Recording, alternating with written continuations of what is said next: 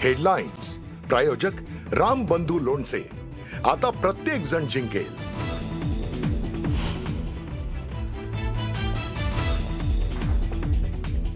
नगर परिषदेतल्या वादानंतर आता सिंधुदुर्ग जिल्हा परिषदेसाठी महायुतीची नारायण राणेंनी केली घोषणा. भाजप 31 तर शिवसेना 19 जागा लढणार.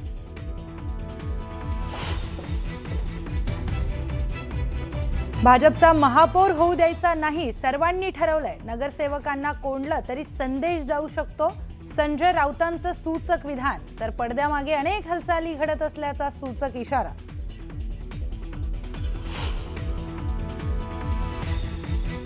आमदार फोडले त्यांना नगरसेवक कोंडून ठेवावे लागतात. शिंदेंच्या हॉटेल पॉलिटिक्सवर राऊतांचा टोला. तर नगरसेवक पळवले जाण्याची शिंदेंना भीती. ही किती मोठी हास्य जत्रा. राऊतांनी शिंदेंना डिवचलं.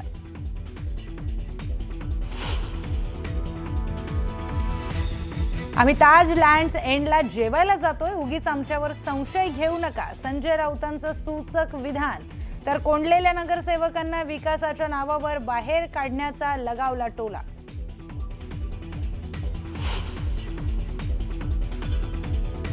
जिल्हा परिषद निवडणुकीसाठी अजित पवारांच्या बैठका. अनेक इच्छुक उमेदवारांच्या अजित पवार घेणार मुलाखती. मंत्री दत्तात्रय भरणे आणि रुपाली चाकणकर उपस्थित.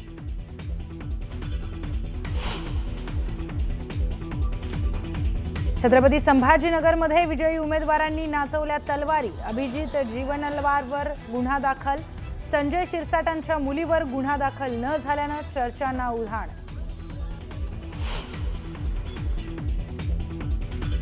सोलापूर महापालिकेतील भाजपच्या विजयानंतर शहरात बॅनरबाजी.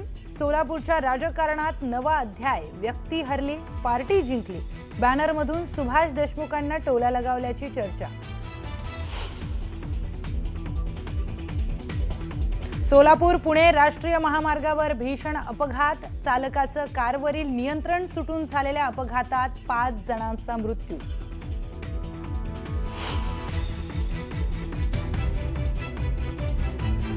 बांगलादेशामध्ये हिंदूंवर सुरू असलेले हल्ले सुरूच. आणखी एका हिंदूची हत्या. कर्मचाऱ्याला वाचवण्यासाठी आलेल्या हॉटेल व्यावसायिकाची जमावानं केली हत्या.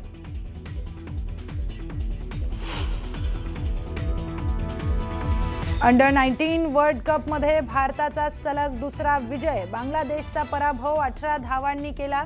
विहान मल्होत्राने घेतल्या 4 विकेट.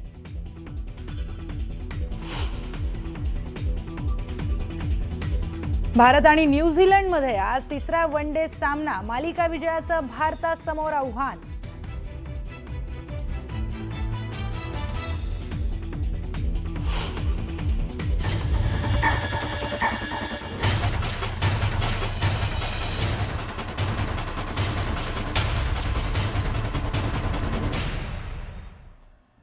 नमस्कार, मी प्रियंका लाठी. आपण पाहताय न्यूज 18 मराठी. बातमीपत्राच्या सुरुवातीला आज बातमी आहे मुंबई संदर्भात.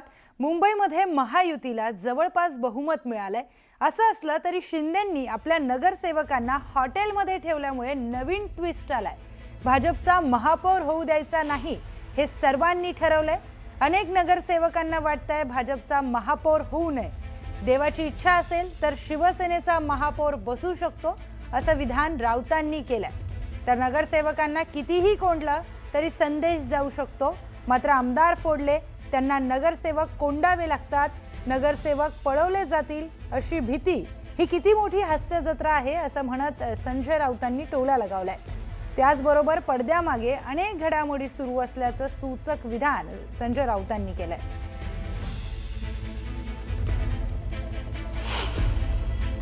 त्याने आपले नगरसेवक शिंदेंनी ते मुंबईतल्या ताज लँड्स अँड हॉटेलमध्ये बंद करून ठेवले.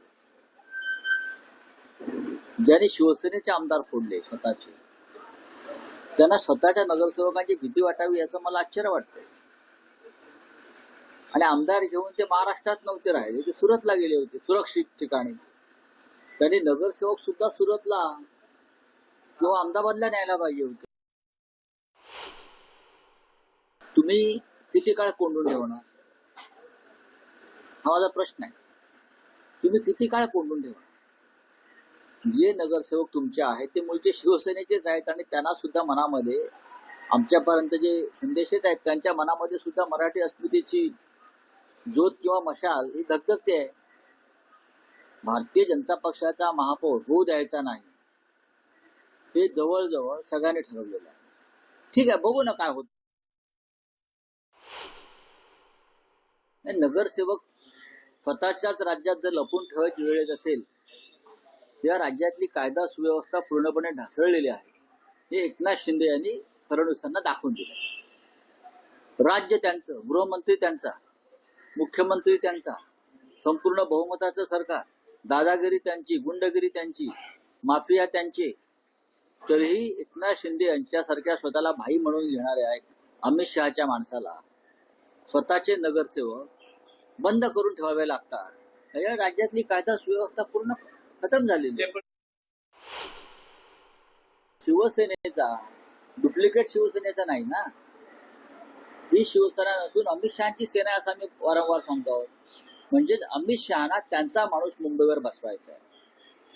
अमित शहाना एकनाथ शिंदेच्या गटाच्या स्वतःच्या गटाच्या माध्यमातून त्यांचा माणूस बसवायचा आणि देवेंद्र फडणवीस त्याला मान्यता देणार नाही.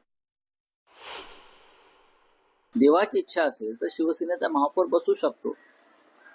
काल मी सकाळी राज ठाकरे साहेबांची भेट घेतली. काल उद्धव साहेब आणि राज साहेब यांच्यात पण दूरध्वनीवर चर्चा झाली. अनेकांशी चर्चा सुरू आहेत.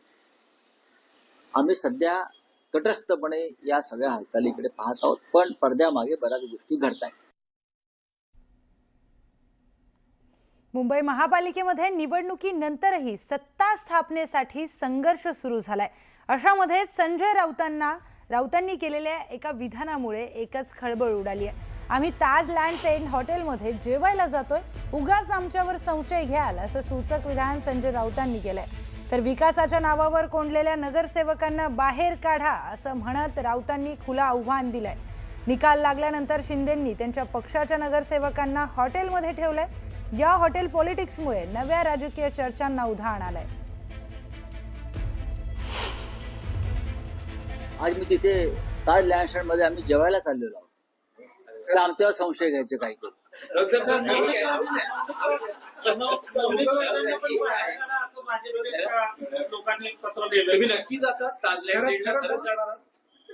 बघा की का जाऊ नये. जायला काही पण जाणार आहोत. नाही जाऊ ना, आम्ही सगळेच जाणार तिकडे. बघा ना त्याच्यावर उगाच आमच्यावर संशय घेतला जाईल काहीतरी. मला कालच जायचं होतं, म्हटलं अरे बापरे इथे तर कैदखाना केला, एरवडा जेल केली आहे तिथे.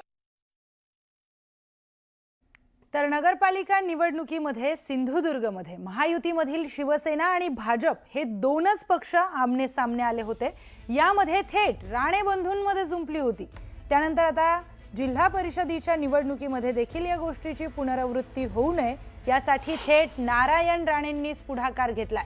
नारायण राणेंनी सिंधुदुर्ग जिल्हा परिषद निवडणूक महायुती म्हणून लढणार असल्याची घोषणा केली.